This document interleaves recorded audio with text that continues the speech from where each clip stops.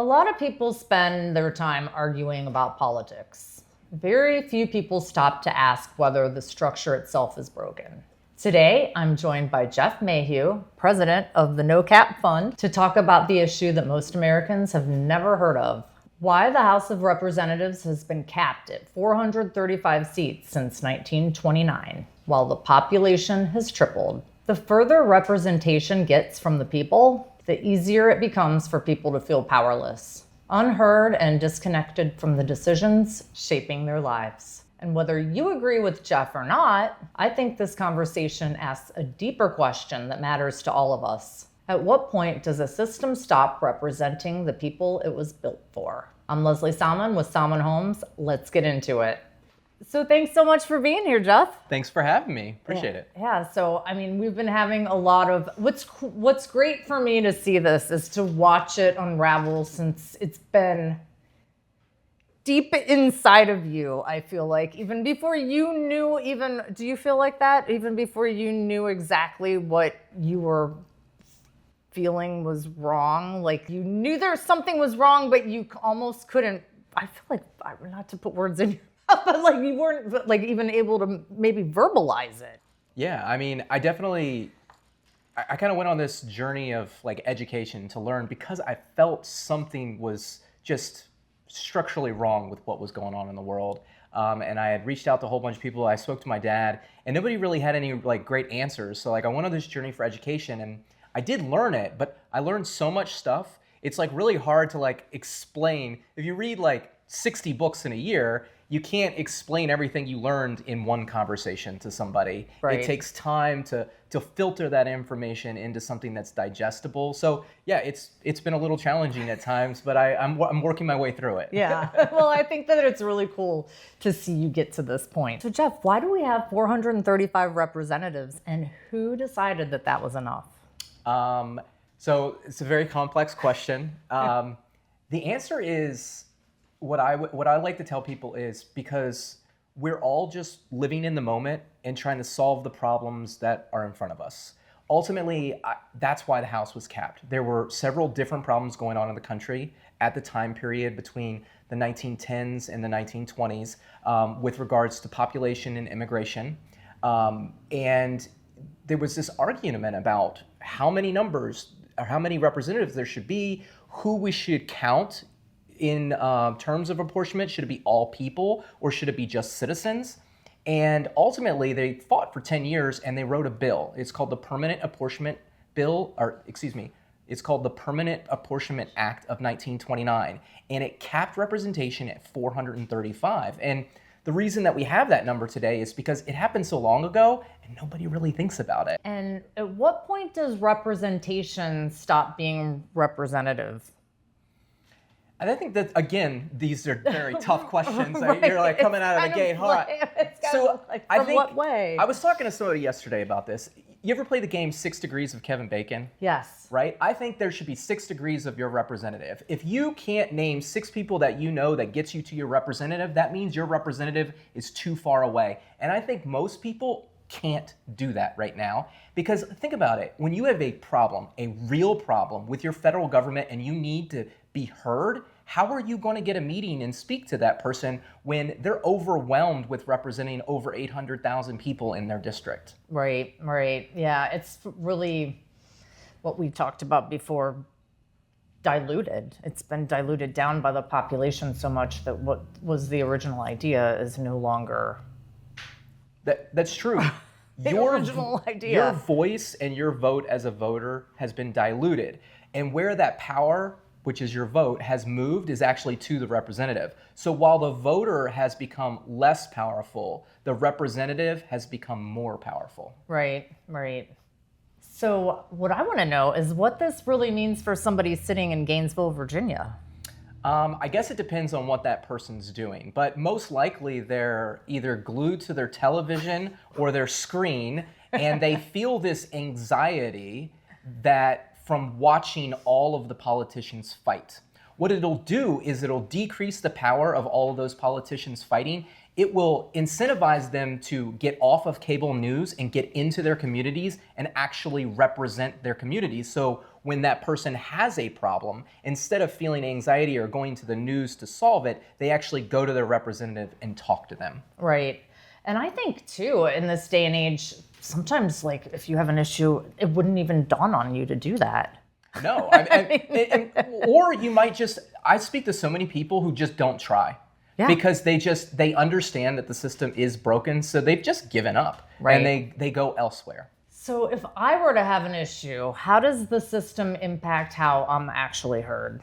So again, 6 degrees of your representative, right? Let's say we shrink those districts down from 1 in 800,000 to 1 in 400,000, right? Not all 400,000 people are going to have a problem at the same time, right? You're lowering the numbers of people that the representative has to speak with, which creates time for them to actually speak with you. So how does it affect you? When you have a problem, you can be heard. You can get to their office and you can get a meeting and speak with them. Right.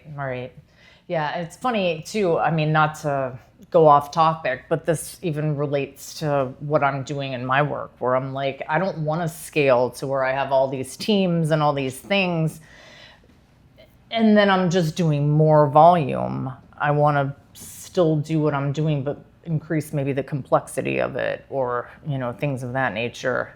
Quality over quantity. 100%. Right now, the representatives are working off of quantity. They represent a lot of people, but what their focus should be is quality, giving quality representation to a lower number of people instead of a lot of representation to a large number of people. Right. So what would be the real world consequence of one person representing 800,000 people? I think we're living in it. Right? Our founders were very concerned about concentrated power. Federalist number 10 is very specific about factions, and Madison wrote that the number of representatives must be raised to guard against the cabal of a few, and not to be too high as to divulge into the confusion of the multitude. And right now, we're very much in that cabal of a few. And so real world consequences is that a small legislature can be corrupted and it starts to serve itself instead of the people. And I think that's what we're seeing right now. Yeah. So Jeff, what's the one thing about this issue where once people see it, they can't unsee it? I think it's just a numbers game. Everybody has a job, a business, and just think about it. Your business has increased its customer base by 200 million people. Are you going to hire some more employees to take care of those 200 million people? Or are you going to remain the same? Probably not going to be successful if you remain the same. When people look back and they go, why do we have 435? And they go, hasn't it always been like that? Well, no, it hasn't. In fact, there were only, not that many states when we were first founded. It was a 1 for 30,000 ratio at the beginning. Once they realize that and they go, oh, this is the purpose. It's supposed to represent us so we can have access and accountability to them. Once they start thinking about their government in terms of access and accountability, you just can't see it any other way. Yeah. Now, how many representatives is the perfect amount?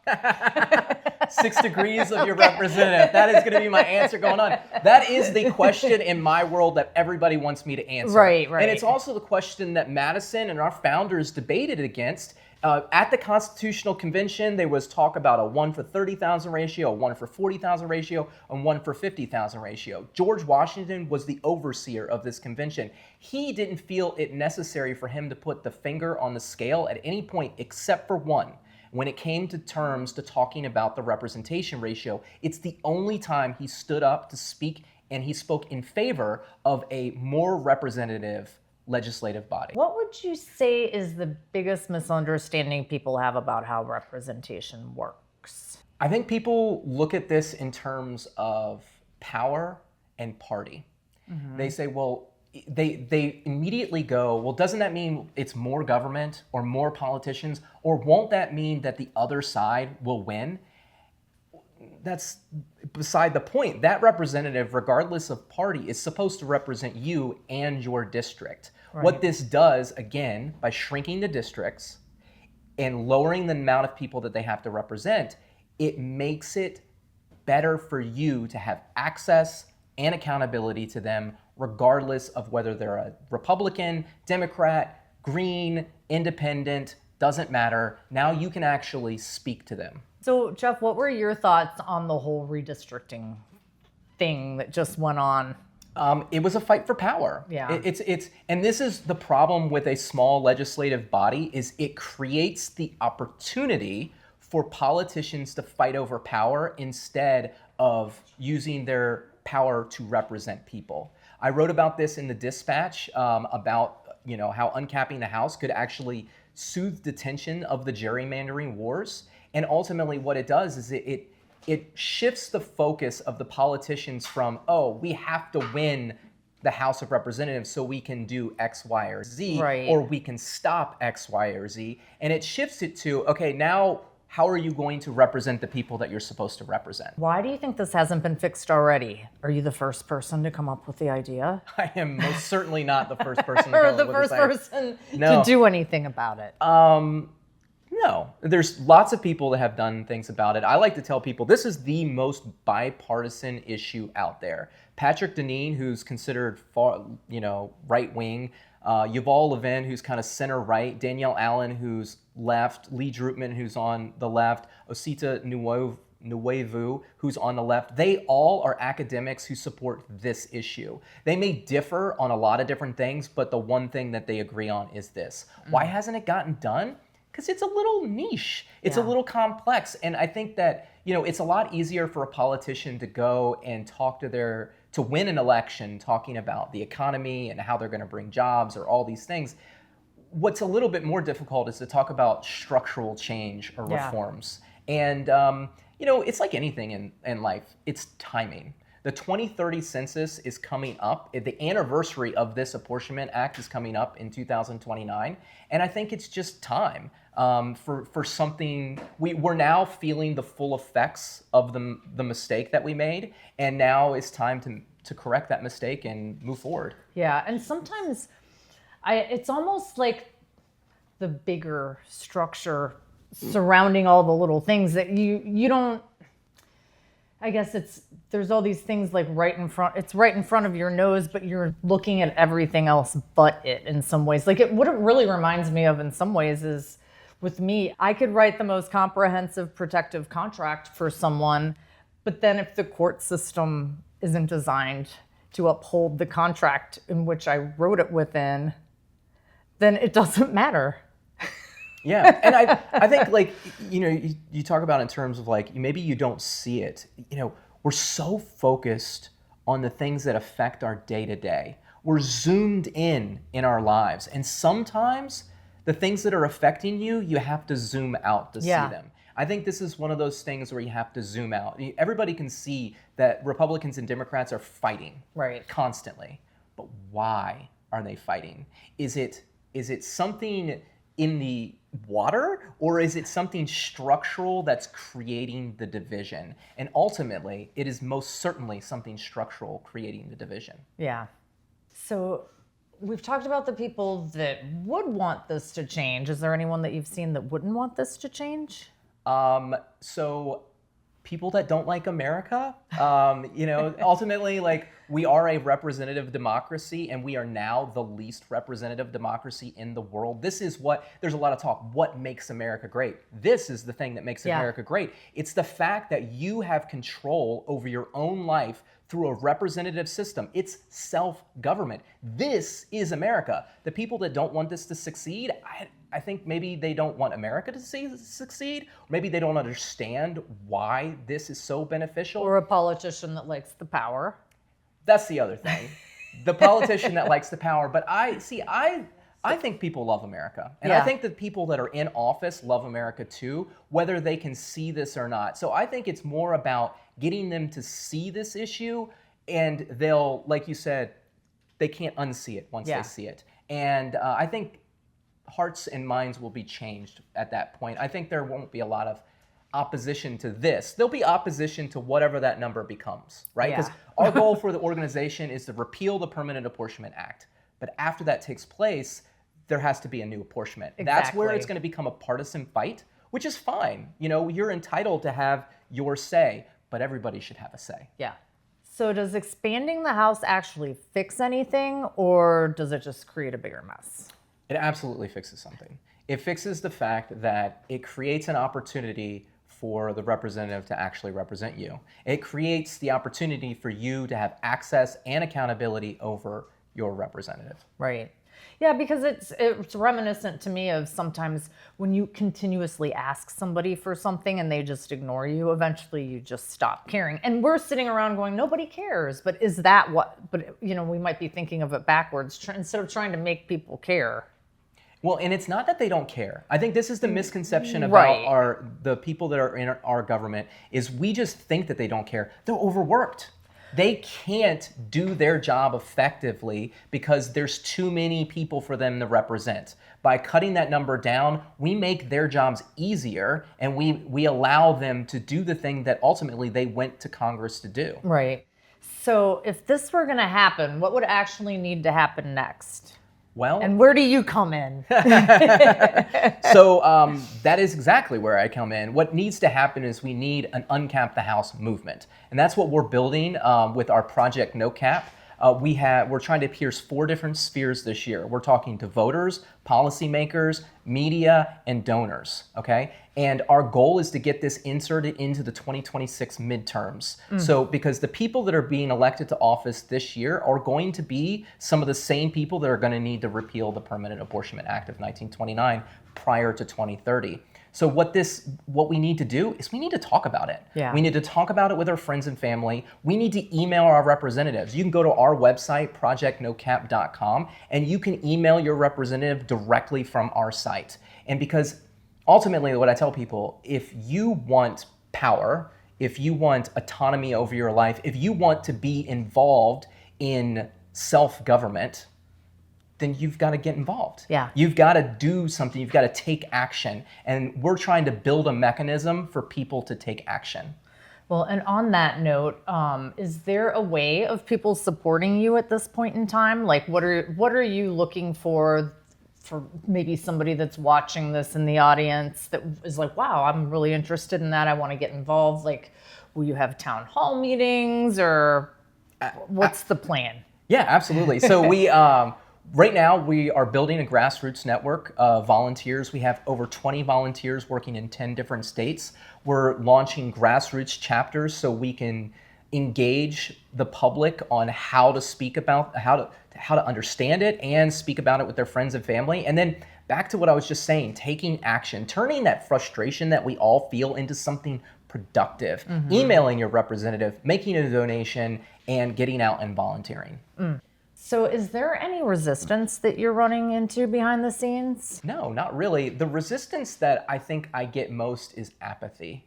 People just feel like nothing's going to get better and they've given up. Yeah. The hardest part of my job is inspiring people that things can get better. But I believe things can get better. I absolutely do. Like when you zoom out and you look at things as a whole and you start to understand all the little pieces that got us to where we are, you start to think, oh, okay, this is making sense. Now we can actually do something to fix it. Right. So do you think part of the reason people don't trust the system is they're too far removed from it? Yes, absolutely. Like I couldn't say it better myself. Like nothing more. I mean, think about it. Again, if you have a concern and you have nobody to voice your concern to, and that happens over and over and over again, what are you going to do? You're either going to try to show up at somebody's office and scream and yell at them, right? Or you're just going to walk away. Think about it in a personal relationship. You have a husband, a wife, a friend, a daughter, and you keep going to that person and you say, hey, I've got this problem, I've got this problem, I've got this problem. And they keep just talking about something else, you know? Right. And like all of a sudden you're just like either yelling at them or you've just detached yourself, right, and you've withdrawn. And I think ultimately a lot of people have withdrawn. So if people actually understood this, how do you think they'd change how they see their role as a citizen? So one of my favorite movies is Spider-Man. Like Spider-Man, comic books, Spider-Man movies, and there's always this one iconic line that's delivered almost exclusively by Uncle Ben, and that's, with great power comes great responsibility. And most citizens are talking about our rights. We believe that those rights are guaranteed to us by the Constitution. But with great rights comes great responsibility. This is our responsibility to make sure that we are properly represented and to speak up for ourselves instead of just laying down and letting the people that have power run rucksaw over us. We have power. We can make change, but we have to understand it's a responsibility.